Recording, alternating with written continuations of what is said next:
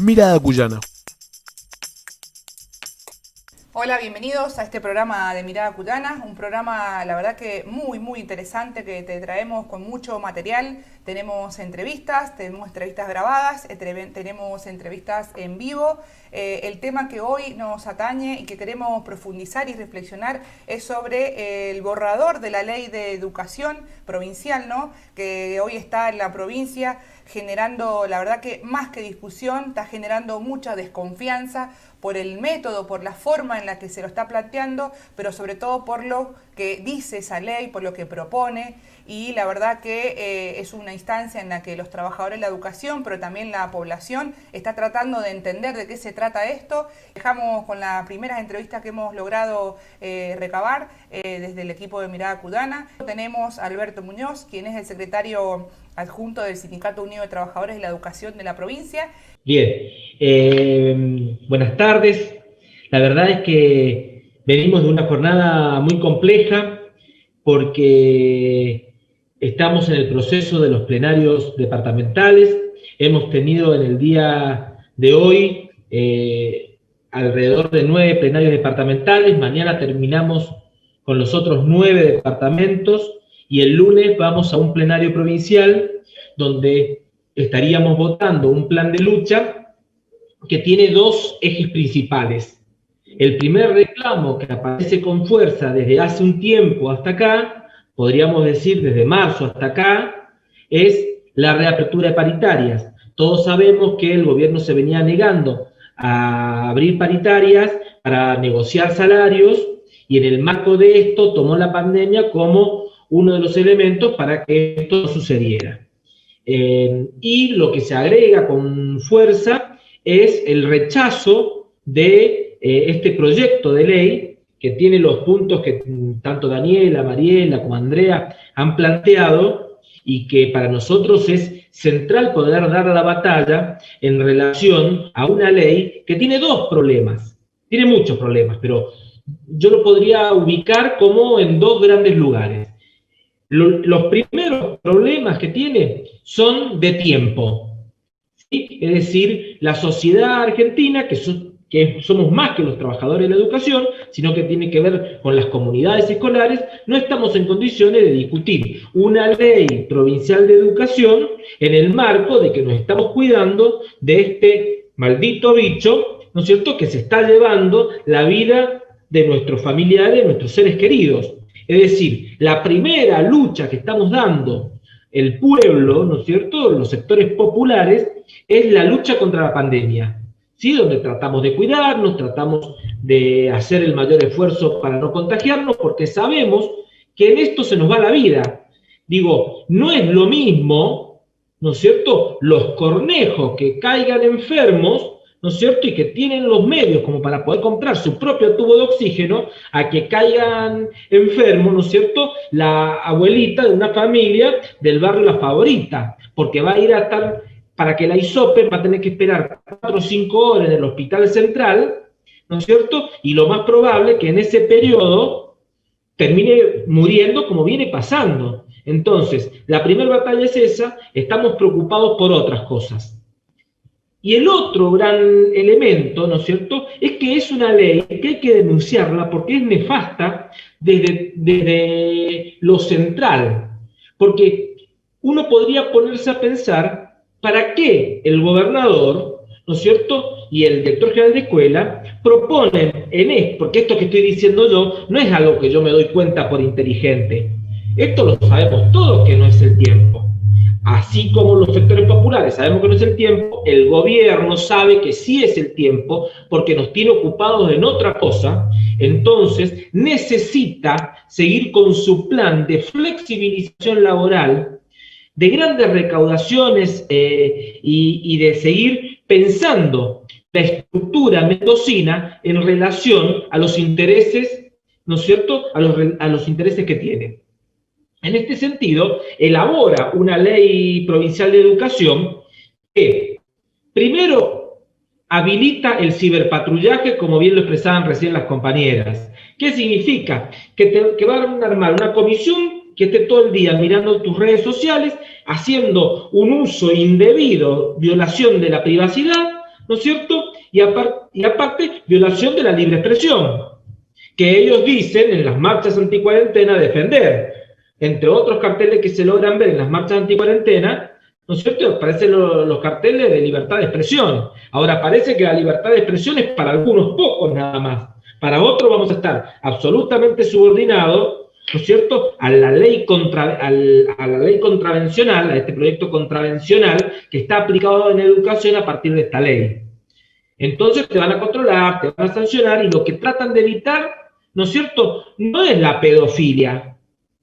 Porque si quieren luchar contra la pedofilia, tendrían que, primero, ¿no es cierto?, habilitar un presupuesto especial, proyectos en serio, ¿no es cierto?, en contra de la trata de personas, en contra de la violencia de género. Tendrían que fortalecer la Secretaría de la Mujer, tendrían que fortalecer la Dirección de la Niñez. Digo, es eso. Ahora, ¿por qué hacen este ciberpatrullaje? Porque lo que quieren evitar, ¿no es cierto?, es que se expresen las opiniones políticas. Como no están dispuestos a retroceder en su política inflacionaria que le permite al gobierno generar el monopolio de los supermercados, ¿no es cierto?, donde le pagan chauchas y palitos a los pequeños y medianos productores y generan una inflación, ¿no es cierto?, porque le empiezan a hacer valor agregado al transporte, ¿no es cierto?, al empaquetado, etcétera, etcétera, empiezan a generar una bola de inflación, ¿no es cierto?, donde son beneficiados algunos pocos. Después vos tenés, ¿qué más viene a hacer este gobierno? ¿No es cierto?, con este tipo de proyectos. Aparte de controlarte, sancionarte y adoctrinarte, ¿no? Viene a que se municipalicen las escuelas. ¿Qué significa que se municipalicen? Es lo mismo que en la década del 90 hizo Menem, que se sacó de encima las escuelas nacionales, ¿no es cierto?, la cartera de educación, y pasamos todas las escuelas, ¿no es cierto?, a estar, digamos, a la intemperie y a la buena voluntad de los gobiernos. Entonces, por eso se ha generado una desigualdad enorme entre la metrópolis, puesta principalmente entre Cava y provincia de Buenos Aires, Córdoba y algo de Santa Fe, y el resto del país. Por eso el presupuesto que tiene la escuela Mariano Moreno de Cava, ¿no es cierto?, no es la misma que tienen los chicos de la Primavera de Mendoza o la que tienen los chicos en el norte en Jujuy, ¿no? Entonces, ¿por qué? Porque esas escuelas han pasado a estar determinadas, ¿no es cierto?, por los niveles presupuestarios de cada provincia. Y el presupuesto per cápita que tiene Jujuy son alrededor de 120% menos que el presupuesto per cápita que tienen en Cava. Bueno, principal elemento de la desigualdad. ¿Qué intenta hacer Suárez? Intenta hacer eso.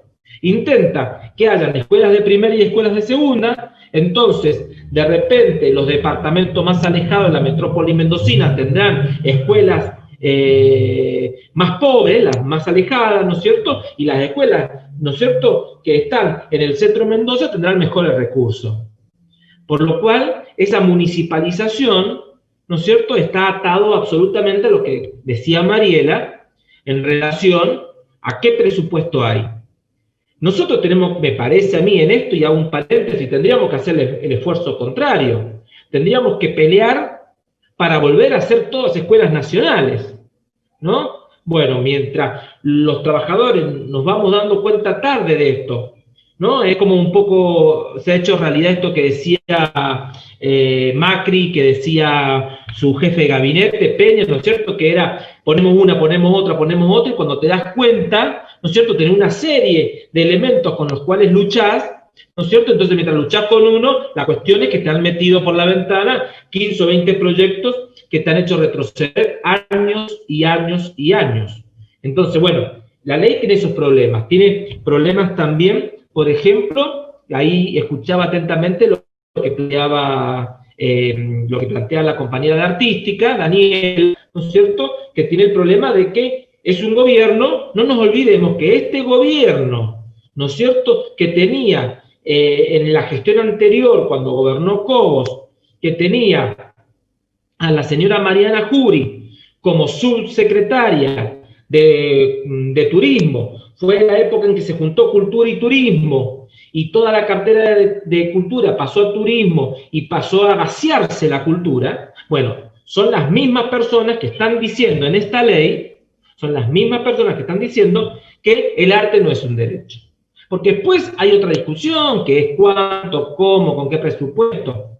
El problema es que nosotros hemos avanzado en algunos pasos en poder sentar las bases de que la educación artística es un derecho, pero no solamente porque van a salir pianistas o van a salir actores o van a salir, ¿no es cierto?, artistas plásticos, sino porque las cualidades que te permite el arte, ¿no es cierto?, te permite el contacto con la materia de una determinada manera que te permite educar la subjetividad en un proceso de conocimiento de la realidad, para transformarla y transformarse. Ahora, claramente este gobierno no quiere la transformación de la realidad, sino quiere seguir estando en el centro del statu quo, gobernando para esos 15 monopolios y 2 imperios que se lo disputan. Entonces, en relación a eso, necesitan generar este tipo de leyes.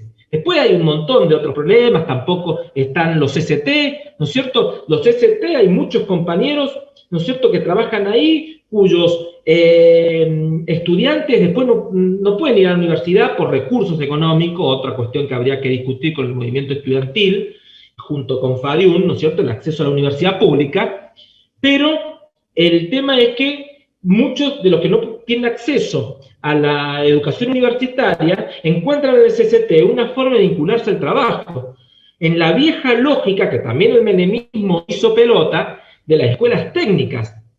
Después habilita las cooperadoras, ¿no es cierto?, que es la corresponsabilidad del acto educativo, ¿no es cierto?, entre los trabajadores de la educación y las comunidades. Entonces, como presupuesto no hay para las escuelas, sobre todo para las más alejadas de la metrópoli, esto que veníamos diciendo, entonces necesitamos cooperadoras.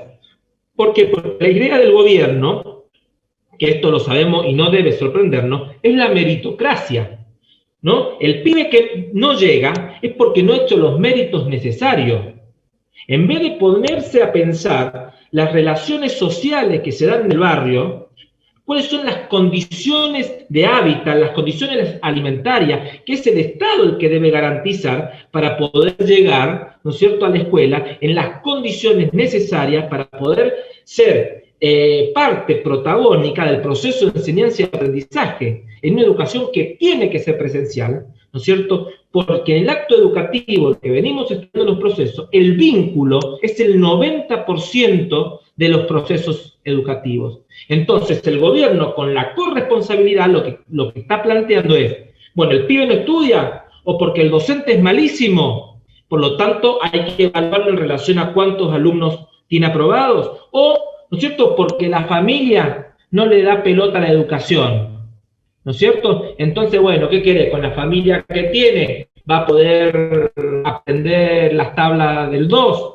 Bueno, ¿no? Entonces, el gobierno no es responsable de nada en eso. Y lo último que digo, ¿no es cierto?, es que todo esto está resumido en los primeros párrafos de la ley, donde dice, el Estado es el principal responsable de los procesos de enseñar y aprender.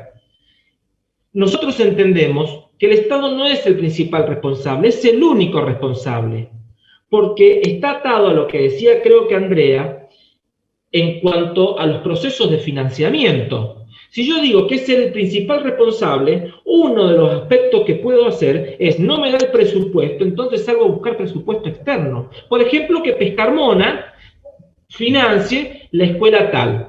Ahora, Pescarmona no lo va a hacer porque es solamente solidario, lo va a hacer en relación a poder influir, ¿no es cierto?, en esos planes de estudios, ¿no es cierto? ¿Por qué? Porque lo que buscan las empresas monopólicas en este tipo, y lo tenemos, no voy a extenderme en esto, pero los tenemos, podemos estudiar la historia de la educación argentina y lo vemos así, ¿no es cierto?, desde 1880 hasta la actualidad. Lo que nosotros encontramos en la escuela pública es un proceso donde las empresas, los terratenientes, las oligarquías y la burguesía compradora, que le decimos a aquellos que gobiernan solamente a los intereses de los imperios, ¿no es cierto?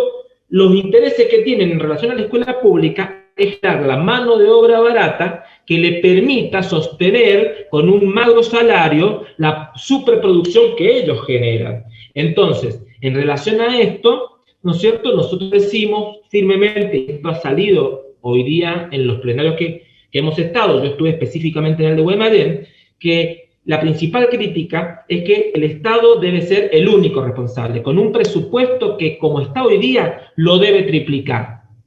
Bueno, eso. Lo último que quería, sí, no, lo que quería decir es que en el proceso de plenarios que tuvimos hoy día, y que mañana lo continuamos y terminamos el lunes en el provincial, viene apareciendo con mucha fuerza, por lo cual tenemos acceso a los mandatos que se han subido ya, estamos en condiciones de decir que vamos a un proceso de lucha que no va a ser corto, que, ¿no es cierto?, que va a ser prolongado en el tiempo, que va a ser más grande, porque esto abre un camino de lucha digamos, por una escuela pública real, pero lo que quería decir es que en este proceso vamos a ir sin ninguna duda a 2 días de caravanazos, ¿sí? Donde queremos hacerle sentir al gobierno de la provincia de Mendoza que este proyecto de ley no tiene consenso social y que necesitamos que se reabra la paritaria porque hay otros puntos que nos han quedado fuera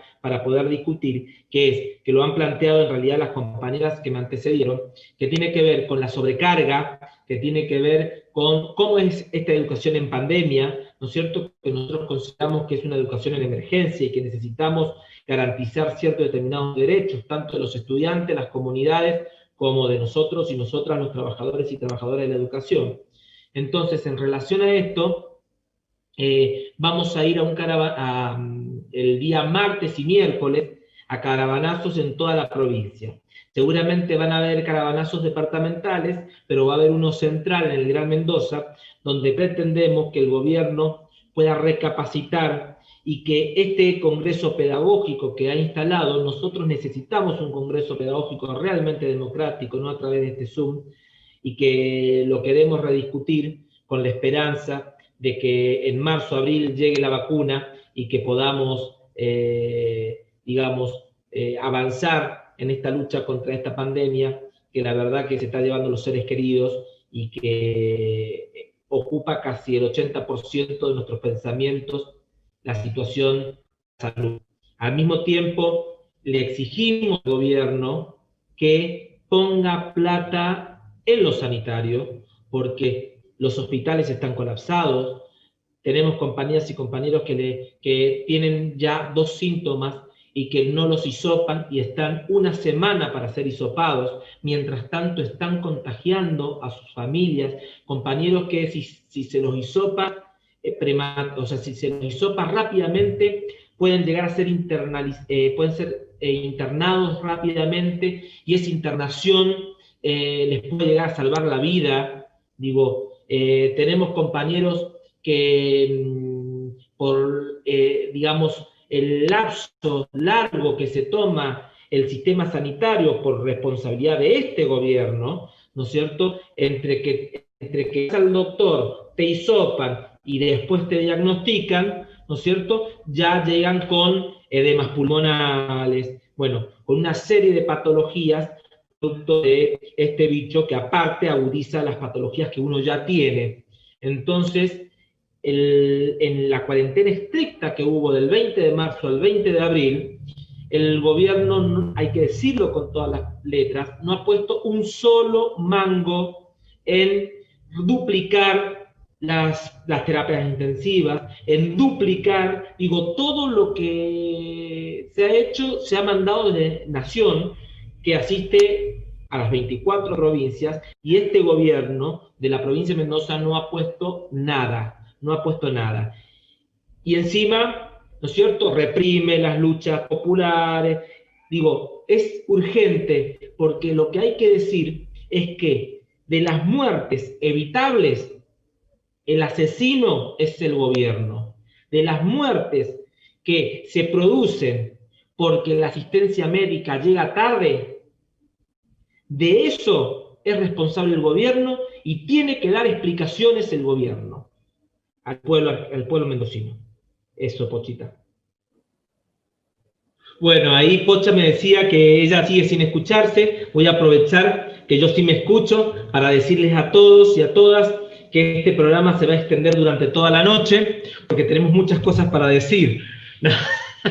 No, bueno, aprovecho, ahí Pocha me ha permitido hacer el cierre, ahí me ha permitido hacer el cierre por el tema del audio, que estamos con dificultades ahí en donde Pocha está transmitiendo, así es que nada, dejarles un abrazo a los mendocinos, a las mendocinas, a todos los compañeros y compañeras que están viendo y escuchando este programa, poniéndole mucha onda. Tenemos estos problemas tecnológicos que, bueno, es parte del proceso al que al que estamos sometidos para podernos comunicar, y se va a ir pudiendo solucionar en la medida que vamos avanzando en esto, ¿no es cierto? Un fuerte abrazo, muchísimas gracias ahí a la producción de Miradas Cuyanas, un fuerte abrazo a todos los compañeros, a los trabajadores y trabajadoras de la educación.